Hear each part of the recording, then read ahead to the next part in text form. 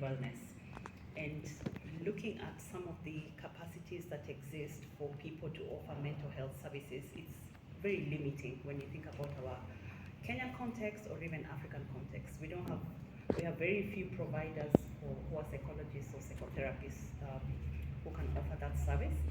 The other issue is the awareness amongst, people, including media practitioners, and the willingness to look for help, or even the awareness to identify that you actually are suffering from something, there's a problem, and then to be free enough to look for help is also lacking. So we need to create safe spaces, and I think using art or the creative industry, that can be an avenue to create a safe space for people to discuss these things without stigma, and so to help people to be aware that they can look for help, and to be aware that when they're not feeling well, it is okay not to be okay, and that they can be helped. Yeah.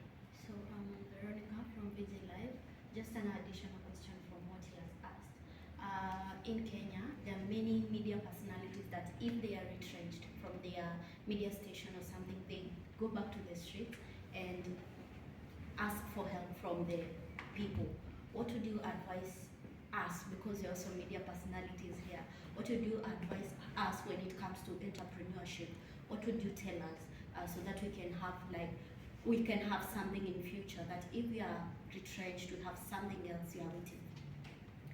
Yeah, and I think the subject of integrating entrepreneurship or innovation or creativity into whatever you're doing is really important, and that's what we are also instilling to our students at the university, that it's a health sciences university, but you need to think outside of the box. Actually, when you're seeking employment, someone will not just hire you because you're a physiotherapist, but because you're a physiotherapist that can do something more creative to support maybe a palliative care clinic. But I think Mika possibly is better place to speak about the entrepreneurship, but yeah, that would be my advice. Sure. Well, I think the reason probably we are having these issues because entrepreneurship, unlike anything else you get into, entrepreneurship is a lonely game, but it doesn't have to be. So because you have to build something from scratch, you have to build something by seeing the end of it, it's very hard to convince someone else to see what you're seeing. So right now, we need to create spaces where we can come together so that you can attack things as a team.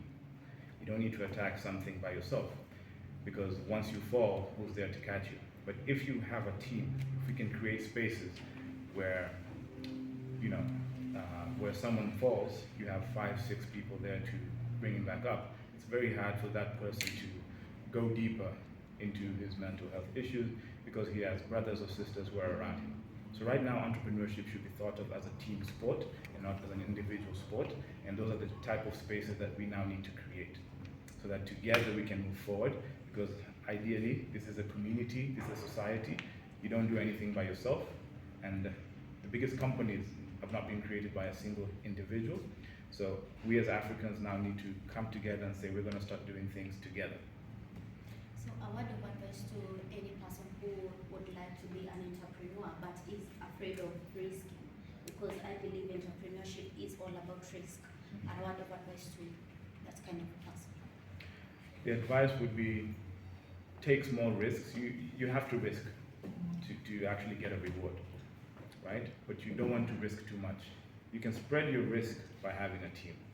So ideally, the end of it comes to being able to find people who are aligned with you and being able to find people who you can work with, who you can partner with, because you're one step away from a big idea, and that could come from just your friend. It doesn't have to be everything coming from you. Yeah. Jamal from Nairobi Gossip. My question goes to Mr. Peter. In the last interview that you had about the series, The Ovi,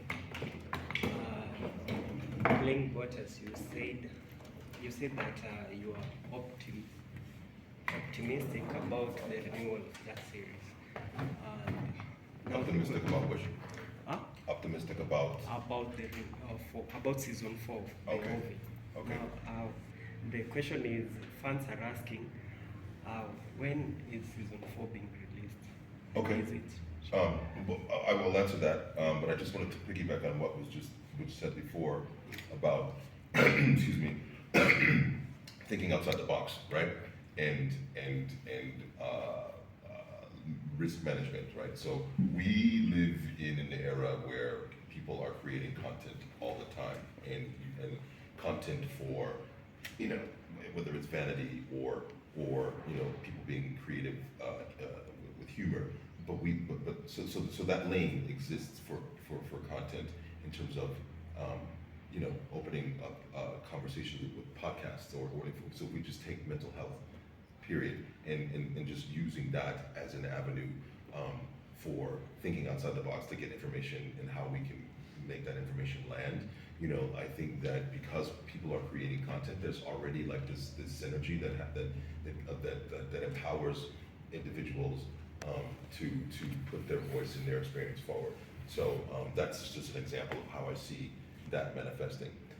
As to the Orville, I know that because I'm working with Seth now on another project, that he's a very busy person, and we have, we probably will start shooting again sometime in next year. So it's been a wait, but it's worth it, but things take time, but that's what I know. I don't know exactly when, but I do know that we will be next year sometime.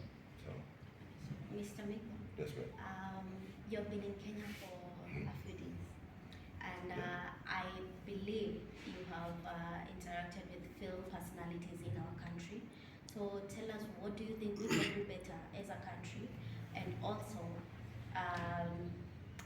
a secret to our film industry, because when it comes to actors and actresses out here, most of them complain about the payments. Does it also happen in America, or is it only in Africa too? No, it's 100% across the board. That's the nature of this industry. It is show business. As I said, the majority, part of my motivation for wanting to create this, well, not create because it's already there. I mean, there is a thriving, industry here that exists already. I mean, I've been meeting people, and I'm not trying to come here and recreate the wheel. I'm just humbly and excitedly bringing my experience to the conversation, and I don't have any. There is no if I would, anything that anyone would say to you that this is what you're gonna do, you need to do, or this is the answer, they're lying, because there's no, it just doesn't exist. I mean, it's just as arduous and just as hard in the States as it is in the UK, as it is, and I've worked in the UK, so the baseline is everybody, you need to tell your own stories. You need to make your own films. If you want to learn how to be a filmmaker, make film. Get people around, get your peers, spread the risk around, get your sound people, get your writers, get your directors, get your storyboard artists, get you collectively, and you understand that we're not necessarily going to make any money off this, but we need to make this. We need to make this. So, and this is the same advice I say to anybody I'm talking to.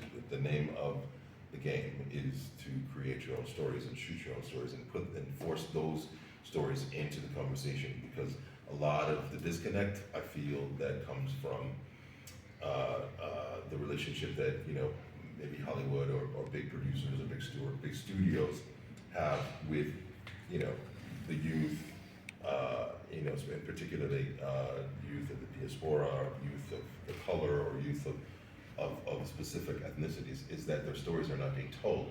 You know what I mean? So if your story's not being told, you got to tell your story, because your story's valid, and and it's up to you to do it and figure it out. And that's just what it is. And you tell your story enough, and you get your stories, and then you find out who your audience is, and you corral your audience, and you capture your audience, and you keep telling stories, and you keep keep building upon that. next thing you know, you have your own industry. That's just how it works. I mean, and like I'm oversimplifying it, but essentially that's the way Hollywood was built, and that's what Hollywood is. And we create the demand as the audience. We say what we want to see. And as creatives, we listen to that. We see the void and we create those stories and we make those stories happen. And especially now, when you can make a movie with your phone. You know what I mean? It's just entirely possible. It's not expensive, and people are very creative. You know what I mean? We are in this huge boom of content. And to be frank, YouTube, was it last year, year before, paid over $300 million in content, and that's why people are so trying to go viral, because it pays a lot of money and it's affecting the way that the studio system is having to operate. So it's I mean, it's kind of it's fair game right now. Good stories, truthful stories, necessary stories will create content that people will demand. Whether it's from, and it's not in a vacuum. It's not from a place of trying to do this for money, because it's not there that way. Like, it doesn't work that way, in my opinion. You gotta tell your stories. Just a follow-up question. A while back, Taraji P. Henson went on an interview and said that whatever she is paid when she does her film is totally different from the white folks, from the white actresses. Does that happen to you, or because you are? Yeah, I mean, it happens to everyone. You know what I mean? I feel like, but Viola Davis was having the same chat about her pedigree and Meryl Streep's pedigree. Meryl Streep makes a lot more money than Viola Davis does, self-admittedly. I don't know how much either of them makes, but Viola says it. And that's part of this. That's part of the thing. I mean, that's part of the whole issue. But like I just to not go crazy, and to not literally to not really to walk this path without toxicity. I'm aware of inequities, but I'm also aware of it's up to me to change those inequities. And I'm not going to, I know that I don't get paid as much as I would want, but who does? You know what I mean? So, and I just don't concern myself with, I'm not dismissing that. I'm not dismissing the inequities in gender pay. You know what I mean? I know that men make in this business like way more money for, and these are all realities that we have to change. Do you know what I mean? So it's one thing to complain about it only, but it's another thing